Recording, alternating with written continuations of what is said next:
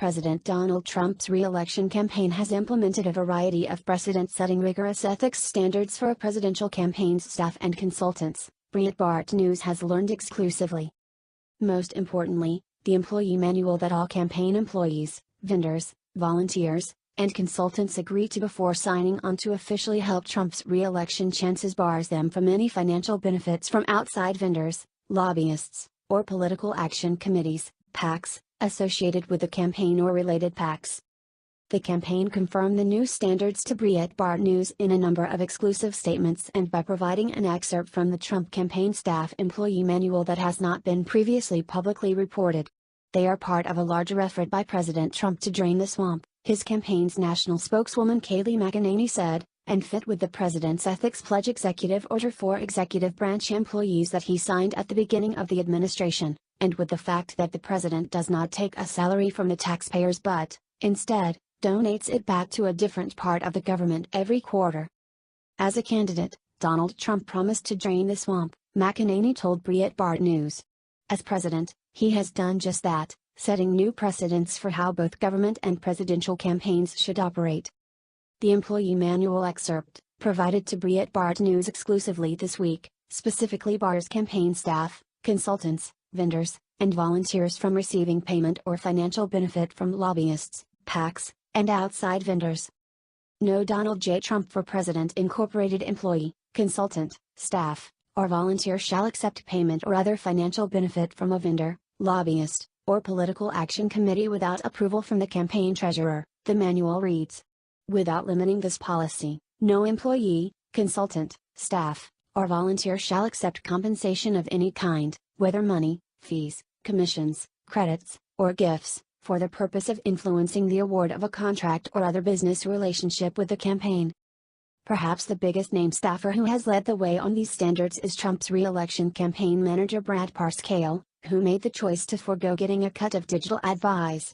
Parscale decided he would not be taking a percentage of the ad buys, and to facilitate that decision, the campaign created American-Made Media Consultants, AMMC.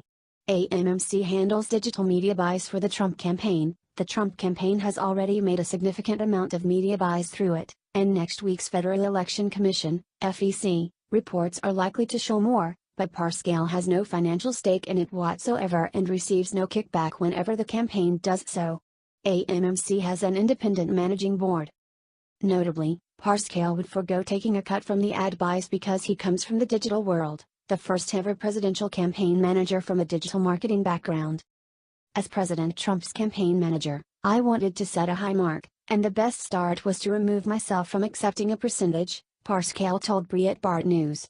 As the first digital media campaign manager, I set a precedent. I don't do this for a percentage, I do this for my country and for President Trump. Barring the financial benefits and payments to campaign staffers is not the only new standard that the Trump campaign has implemented per the employee manual excerpts provided to Breitbart News. The campaign also requires disclosure of conflicts of interest and requires staff to push for maximum value of each dollar when making decisions with campaign cash. In addition, all campaign employees, consultants, staff, and volunteers shall disclose any conflict of interest that may exist with the campaign, the Trump employee manual reads, continuing.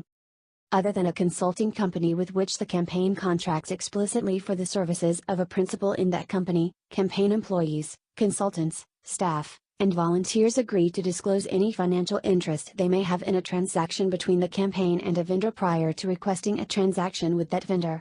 All Donald J. Trump for President Incorporated campaign employees, consultants, staff, and volunteers are expected to strive to obtain the maximum value for each dollar of expenditure and decline personal gifts or gratuities which might affect their decision-making process. All are expected to conduct business with potential and current suppliers in an atmosphere of good faith and devoid of intentional misrepresentation. Michael Glasner, the Chief Operating Officer, COO, of the Trump re-election campaign and a veteran of 6 different presidential campaigns, added in a statement that he believes these new ethics standards are the highest possible that a campaign has implemented.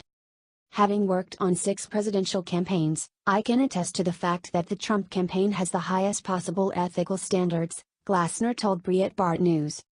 These new ethics standards for the Trump campaign come as part of a bigger push by the president and his team for a cleaner Washington, D.C. At the beginning of his presidency, Trump penned an executive order requiring all executive branch appointees to sign an ethics pledge banning lobbying for 5 years after leaving the federal government, and banning appointees from ever lobbying for a foreign government. The ethics pledge that federal appointees must sign, thanks to Trump's executive order, also includes a ban on accepting gifts from registered lobbyists and lobbying organizations during the appointee's time in government, and stipulates that hiring decisions and other decisions must be made on merit, not for other reasons. In addition to the ethics pledge for federal employees in the Trump campaign ethics guidelines, President Trump does not take a salary from the taxpayers.